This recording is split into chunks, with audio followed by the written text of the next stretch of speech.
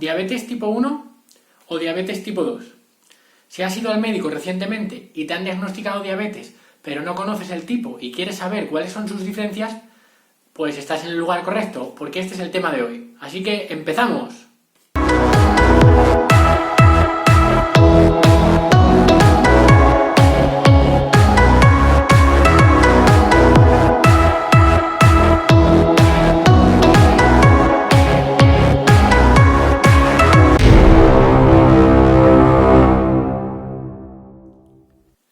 Bien, antes de nada, aunque tengan el mismo nombre, son dos enfermedades totalmente diferentes, ¿vale? Bueno, más bien, realmente son enfermedades contrarias, porque la causa y el suceso que ocurre en el organismo tienen un factor contrario. En el caso de la diabetes tipo 1, se produce por una ausencia o una poca capacidad de producir insulina, ¿vale? Es decir, es una enfermedad causada por pocos niveles o bajos niveles de producción de insulina. En cambio, la diabetes tipo 2 sucede totalmente lo contrario. Es un suceso patológico, una enfermedad que lo que la causa es tener altos niveles de insulina de forma crónica, ¿vale? Entonces, esta sería la gran diferencia.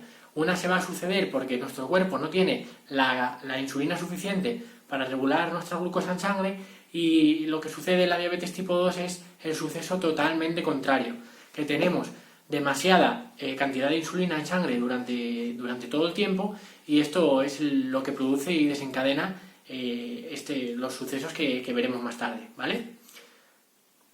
Genial, pero para entender todo esto tenemos que entender un poco previamente cómo funciona la glucosa en sangre, ¿no? Bueno, cuando nosotros comemos cualquier alimento rico en hidratos de carbono, lo que hace nuestro organismo es descomponer esos hidratos de carbono en moléculas de glucosa, ¿vale? Esas moléculas de glucosa se absorben rápidamente y pasan a nuestra sangre. Una vez en la sangre, esas moléculas de glucosa viajan a las células donde se necesita esa glucosa, que suelen ser en mayor medida los músculos, ¿no? Las células musculares, ¿vale? ¿Qué ocurre? Que hay una especie de puertas que están cerradas y la glucosa no puede entrar directamente en los músculos. Para eso necesitamos la hormona insulina. Entonces, cuando nosotros tenemos unos altos niveles de glucosa en sangre, lo que hacemos es liberar por el páncreas, por las células betas del páncreas, liberamos insulina, y esa insulina manda una orden a nuestros músculos de que abran las puertas para que pueda entrar esa glucosa. Entonces, partemos de una situación de que al comer muchos hidratos de carbono vamos a tener alta la glucosa, y para regular esa situación mandamos insulina e introducimos parte de esa glucosa que está en la sangre a los músculos. De esta forma equilibramos la glucosa que tenemos en sangre y podemos controlar unos niveles de glucosa normales, ¿no? Porque la glucosa siempre tiene que estar en un rango óptimo. Es peligroso tanto que esté exacerbada por arriba como que tengamos unos niveles de glucosa demasiado bajos, ¿vale? Así que tengas claro que tu cuerpo siempre va a hacer esto, va a optar por el equilibrio y va siempre a intentar regular esta glucosa. ¿Qué ocurre en la diabetes tipo 1? Bueno, pues la diabetes tipo 1 es una enfermedad de tipo autoinmune. ¿Eso qué quiere decir? Pues es una enfermedad que viene causada por el sistema inmune, por las defensas, ¿vale? Aún no se tienen muy claros las causas reales por lo que se desencadena esto, pero bueno, viene a parecer que es bastante multifactorial. Hay una predisposición genética clara, pero también suele desencadenarse con situaciones altas de estrés o otros malos estilos de vida que pueden acelerar y activar estos genes, ¿vale? Entonces, lo que es la diabetes tipo 1 es que nuestras células se vuelven así un poco locas y lo que hacen es atacar a las células beta del páncreas, ¿vale? Sí, esas células que te comenté antes, que lo que hacen es crear y liberar la insulina. Entonces, ¿qué ocurre? Que como nuestras defensas destruyen esas células, el cuerpo ya no puede producir insulina, ¿vale? Si el cuerpo no puede producir insulina, es incapaz de reducir la cantidad de glucosa que hay en la sangre, porque no puede introducir esa glucosa en los músculos. Entonces, ¿qué ocurre? Que la única forma de regular esta situación es inyectarte insulina exógena, ¿vale? Por eso se conoce la diabetes tipo 1 como una enfermedad insulinodependiente. ¿Esto qué quiere decir? Que necesitamos inyectarnos insulina sí o sí para poder regular de una forma óptima los niveles de glucosa, porque como hablamos antes, los niveles de glucosa siempre tienen que estar en un rango saludable, ¿vale? Compatible con la salud. Si se salen de ese rango podemos tener problemas tanto microvasculares como macrovasculares. Así que eso es muy importante que lo entendamos. Otro factor muy importante en la diabetes tipo 1 es que tengas un exhaustivo control de tu médico, porque debes tener muy claro el tipo de estilo de vida que quieres llevar y que te recomiendo que sea lo más saludable y activo posible. Y luego tu médico, tu endocrino o el profesional de la salud al que tú acudas tendrá que regular la carga de insulina exacta para ti, para que no te excedas con la cantidad de insulina y se te reduzca la glucosa demasiado y te dé una hipoglucemia, y por el contrario tampoco para que te quedes corto y en definitiva no regules lo suficiente, no reduzcas lo suficiente la glucosa en sangre, ¿vale? Así que esto es importante, que un profesional esté guiándote y sobre todo un profesional médico que valore las cantidades de tratamiento farmacológico que te vas a administrar, tanto como insulina como cualquier otro fármaco que necesites. No es el caso de la diabetes tipo 2. La diabetes tipo 2 es lo que habíamos introducido al principio del vídeo, es una enfermedad de estilo de vida, ¿vale? Esto no tiene que ver con nuestras defensas.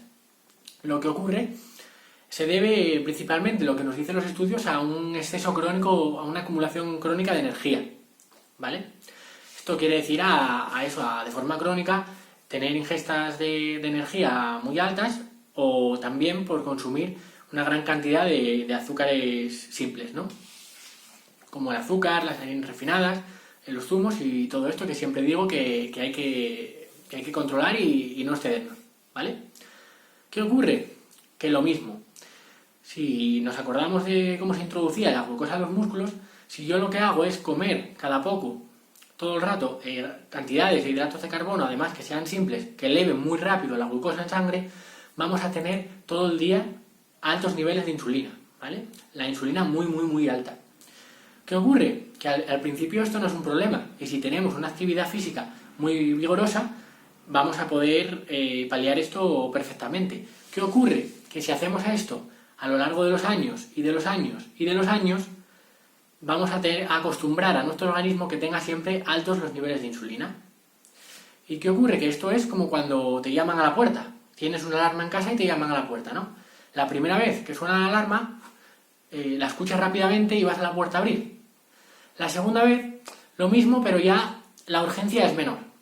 Y si alguien te pica el timbre 15 veces, llega un momento ya que ni lo escuchas. Pues lo mismo sucede con la insulina en el cuerpo. Cuando tenemos de forma crónica todo el rato la insulina alta, nuestro cuerpo se vuelve un poco resistente a ella, ¿no? Porque lo que hace como hormona es mandar una orden. Entonces, tu cuerpo, como se acostumbra a esa orden, ya no lo va a hacer de forma tan eficiente. Entonces, esas puertas que hablábamos antes no se van a abrir tan fácilmente. Y al tardarse en abrir las puertas, lo que vamos a tener es unos altos niveles de glucosa en sangre todo el rato, ¿no? Esto se debe, quiero que te imagines a un metro. Por ejemplo, el metro de Madrid o de la ciudad que sea en la que vivas.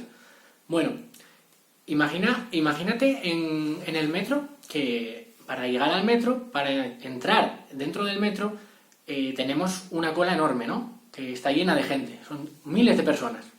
Esos miles de personas corresponderían a la glucosa, ¿vale? Después el metro tiene muchos vagones y muchas puertas, ¿vale? Cada una de esas puertas son las puertas que hablábamos antes que abre la insulina.